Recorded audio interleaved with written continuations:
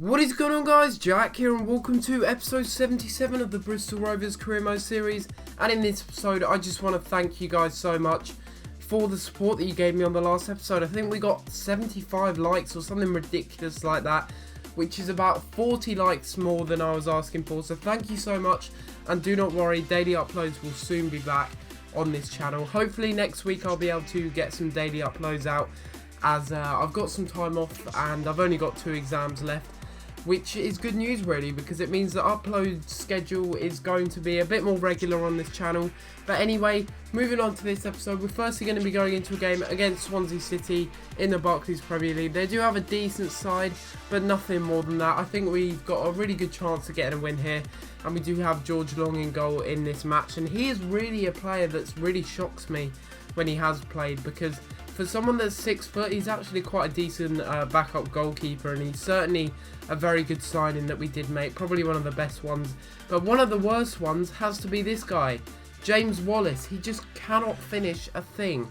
I do not know why I bought him, to be honest with you, because he's 72 rated, he's not growing in any stats. He reminds me of Ryan Gould really, but just a little bit of a better version than him, and that is someone that I do need to get rid of, Ryan Gould, because he's not going to grow. So maybe I should sell him and then buy him back later on when he goes to a new club, because hopefully there he will grow and he will turn into a better player when I do buy him back, or if I do actually buy him back. It depends how long this series goes on for, but hopefully it will go on for a lot longer, until maybe FIFA 15, who knows. It depends what the support is on it. But anyway, they get a very good chance there. I think that was Sung Yong Ki from the free kick, but unfortunately he couldn't quite tuck it away. And right here we get a very good chance here. Joe Widdowson goes down the wing, crosses it in, and it is Ryan Brunt, I believe, who gets the header, puts it into the back of the net and makes it 1-0. This guy just cannot stop scoring now, can he? He's got so many goals, and hopefully he'll have a very productive season in his first season in the BPL. He's certainly done very well to get us all the way into the BPL from, was it the Empower League 2? I do believe it was the Empower League 2, but unfortunately it doesn't look like Bristol Rovers are going to be on the career mode database next year, which really does suck, because they have unfortunately been relegated to the conference. Let me know, any Bristol Rovers fans, in the comments down below what you guys think about that, because that is a little bit interesting, and it means that I probably won't be able to do them next year. But that does give me an opportunity to do a different club. Of course, I probably will end up doing a different club anyway. Maybe someone that's a little bit lower rated, maybe someone like Luton who's come up from the conference. Let me know if you guys would like to see that next year, maybe a Luton career mode. Let me know in the comments down below, as they have been promoted. But right here we do make it 2-0, as you can see. Ryan Brunt again from a header, and he just cannot stop scoring headers. It's unbelievable. This guy, I do recommend him to any of you that are doing a similar career mode to me from the Empower League 2 or even the Empower League 1, to be honest. He's still good enough to be there, and this was a very good chance here from John Taylor, I do believe. One of the best signings that we have made, and that is something that I do want to talk about, the signings, and hopefully I will be able to pick up a few signings in the January window, which is fast approaching, and I will be doing a live commentary for that episode. But unfortunately I didn't actually be able to get a live commentary for this episode, which does suck a little bit, but unfortunately I haven't been able to do that for, I think it was the audio actually that had messed up. I'm not 100% sure, but I just couldn't find the file anyway. And that means that I think maybe next episode I might be able to do a live commentary. Not 100% sure, but I know you guys do want to see that, and don't worry, that will come in the future. But right here we get a really good chance very late on in the game to make it 3-0, and it's Mason Bennett crossing it in to Ryan Brunt, and he scores and makes it 3-0. Getting his first hat-trick, I do believe, and really shocking the Swansea fans. But it's really good to see that he's finally got his first hat-trick in the BPL, and what an emphatic hat-trick it was. All from headers. It's unbelievable. This guy can just head balls into the back of the net for days. I'd say that he's better than Falcao, but, you know, that's just me, isn't it?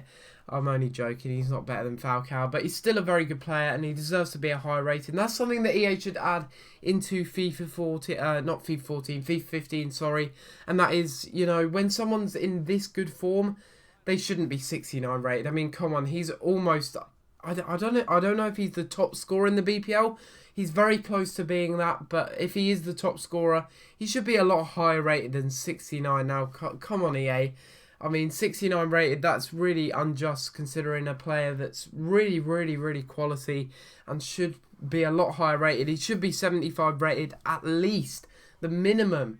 So I just think that, they should add that where, if a player's in form, then they should get a massive boost in overall. Maybe not too high because otherwise people would exploit that and it would be like FIFA 13 where people could get Hazard up to 98 overall, which is absolutely ridiculous. But right here we do have our Scout Future Star, I do believe, and it's our second one, of course, and that is Evan Gunnarsson, I do believe, and that is the Danish player. He's showing great potential. I will be playing him in a lot of matches, in a lot of cup matches this year for sure, because I do want him to reach his full potential, and I may try and boost his potential by loaning him out as well in the next window, maybe in the January window. I'm not 100% sure yet, but of course we do have priorities over that, and that is in this game.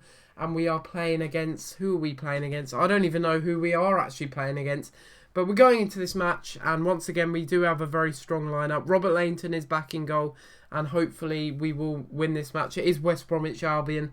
They do have quite a solid side, and this match was one of the most entertaining matches of the season so far. Oh my god, this match was just fantastic to play in. It was a real honour. Every time I play West Bromwich Albion, they seem to give me a good match. I don't know if you remembered, any of you subscribers, the match where I did play them in the FA Cup, I think it was, like the quarterfinals or maybe the round of 16. But we played them and we came back, I think, from 3-0 down or 2-0 down, and we came back to 2-2, but then in the 90th minute, they scored against us. And in this game, it was pretty similar. Lots of chances going our way. You can see that was pretty lucky that Gerard Hughes picked up that ball there. I think it was Gerard Hughes who slotted it into the back of the net. But trust me, West Bromwich Albion were just pushing forward like nuts. And right here, I don't know what was going on, to be honest with you. Tom Parks, once again, he just very clumsy defender at times. His interceptions are very poor. There's something like 56 or something, and right there you can just see exactly why. That is a horrible challenge, and that gives West Brom a stellar chance to level up the game here in the 33rd minute. Imagine that, 2 goals in the first 30 minutes. Well, actually that's not as high as it had been in the past, but usually what I do is I dive the way that the crowd are kind of angling. If you look in the background, the crowd leaned to the left, I think, but in the end he did go down the middle, so maybe I should have stayed down the middle. Usually if you do stay down the middle and you don't move around that much, it means that they are going to the left or the right, so it's just a 50-50 chance. So that is something that I have realised, and something in the future you will see that I have improved on when these episodes do come out and we do concede penalties. But right here, look at that challenge. First, Robert Lainton has a great save, and that challenge from Michael Smith was absolutely incredible. If it wasn't for that, we would have gone down in this game, but instead it's John Taylor with some great footwork and Mitchell Duke somehow scoring a header there, diving header from one of the weirdest angles I've ever seen, and I went absolutely nuts. And once again, John Taylor is involved on that right midfield position. He's really been providing a lot of assists for sure, and I'm pretty sure he's one of the top assisters actually, because I just cross for days. That is just my game plan, because these two up front, Mitchell Duke and also Ryan Brunt, they just seem to score so many headers. That is a ridiculous header, and headers seriously need to be nerfed. You know, on last year it was, I think it was something to do, yeah, it was near post OP, and that was just going in for days. Like, you'd literally shoot and the goalkeeper would just do nothing. He'd just stand there and you would be able to score at the near post. It's very similar with headers this year. Headers are just so good, and right here you can see they score a header. I don't know how they scored that. That guy looks midget. He looks like a midget, and somehow it's Morrison. I don't even understand how that's a goal, to be honest with you. But they do level it up nonetheless, and that levels it up to 2-2, and I'm pretty sure that that is the end of the game after this, and we do end up drawing the game, unfortunately, which is a bit of a shame. And yeah, we do draw the game 2-2. A little bit disappointing from our point of view, because I thought that we would have done a little bit better in this match, considering West Bromwich Albion aren't the strongest of opponents and they are angling towards the relegation zone for sure. But it is a little bit of a shame. But nonetheless, we do pick up a point and at least win, not in the relegation zone actually. I can be thankful for that. But our stadium just looks fantastic, doesn't it? Really high-tech stadium. It's almost as good as Manchester United Stadium. I mean, look at all those advertisements. You can tell that we have really put a lot of money into our stadium. But right here we do get some bad news from this game as well, and that is that John Joe Toole has been injured and he will be out for 3 weeks, which really does suck, and that is a real shame indeed. And also Shaquille Hunter is happy to be getting into the first team a bit more often, and I'm happy to play him as well. He's certainly a very good player, and I am willing to play him on the odd occasion when fitness issues are a real damper to the squad. But right here you can see the squad report. John Joe Toole, following his injury, has gone down by -1, which does suck a little bit, but he has reached his full potential by about 5 overalls, which is absolutely ridiculous. And once again, a lot of the players that we have signed haven't grown whatsoever. Like the players that we have signed in the summer transfer window, they haven't grown whatsoever. But at least Jared Hughes is still growing. He's now 70 overall and worth 1.1 million. Look at these stats. They're just fantastic. He's such a technically gifted player. And look, Mitchell Duke and also James Wallace, they're just not growing. I don't understand it. Same with Mitch Hancock's. If you guys have any idea why they're not growing, please let me know in the comments down below, because I just do not understand. At least Mason Bennett is growing and Jack Baldwin isn't. We signed him quite a few seasons ago, I think, yeah, in 2015, so that was quite a while back, and he hasn't grown whatsoever. Neither is Robert Hall. Why are these players not growing? I just don't understand. It doesn't make any sense whatsoever. Every single player that I've signed hasn't grown one stat, not even a stat. Never mind an overall, but a stat. It's just ridiculous, and they need to sort it out. I don't know why these players keep getting glitched, and you can see there Ricardo Dano is homesick, and hopefully he doesn't leave.